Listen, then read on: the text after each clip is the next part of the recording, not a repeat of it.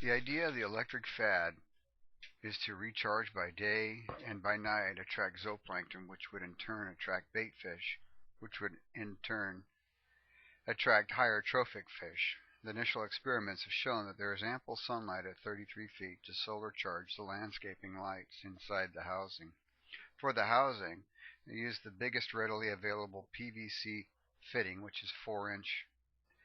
I chose a compression fitting because both ends have threaded ends and a uniform hole in the caps for the lenses. To attach it to a mooring line, I used a 4-inch slip tee and cut away most of the run on the tee, then using a torch to heat up the PVC to fit the tee to the outside of the compression fitting, as shown here. Using available materials, I also used bandit clamps to clamp the tee to the compression fitting. Then using a series of bushings, reduce this down to 1-inch threaded. Using a 1-inch tee with most of the run cut off is what is used to hose clamp the housing to a mooring line, using a close nipple to connect the housing to the mooring line. This enables you to remove it from the mooring and depth for service as needed. As for the light itself, this one was purchased off the shelf from Lowe's. This light was used because the solar panel fit snugly in the PVC coupler. Getting back to the housing, once again I used materials we already had on hand to keep costs down. I found a sheet of 1/4-inch clear acrylic and using a jigsaw cut the two discs as best as possible to fit tightly and snugly inside the compression ends. Unfortunately, I have no images of this, as this video was an afterthought.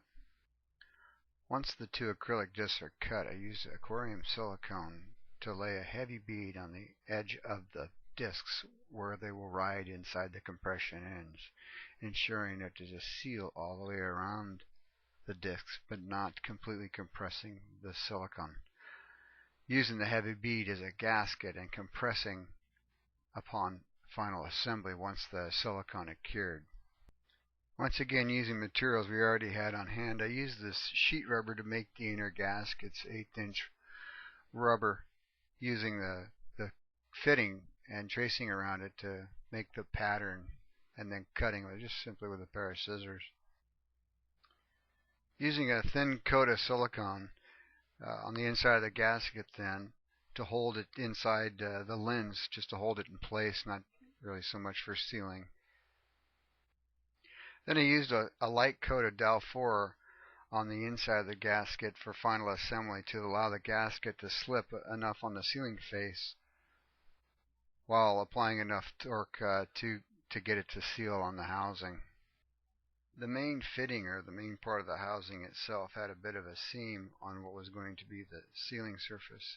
So to remove that little seam there, I used a 220 grit sandpaper on a hard flat surface and sanded it down to achieve a nice sealing surface for the gasket.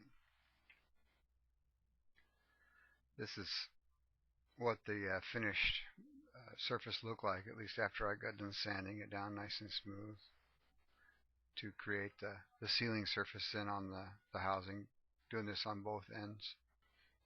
As for the light itself, I disassembled the original housing and unsoldered the wires from the back of the light, pulling the housing off, discarding that, and then resoldering the wires back to the back of the light. Using some foam we had kicking around for a sleeve, I cut a hole in the middle of it so it fits snugly inside the housing. So this is what it looks like with the panel and the light fitted inside the housing.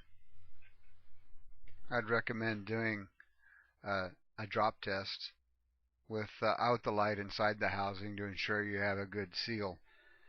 You'll notice when you do this that it is extremely buoyant. The housing is extremely buoyant. You may want to add a bit of ballast to get it a little closer to neutral. And with this, I wish you happy fishing with your electric FAD.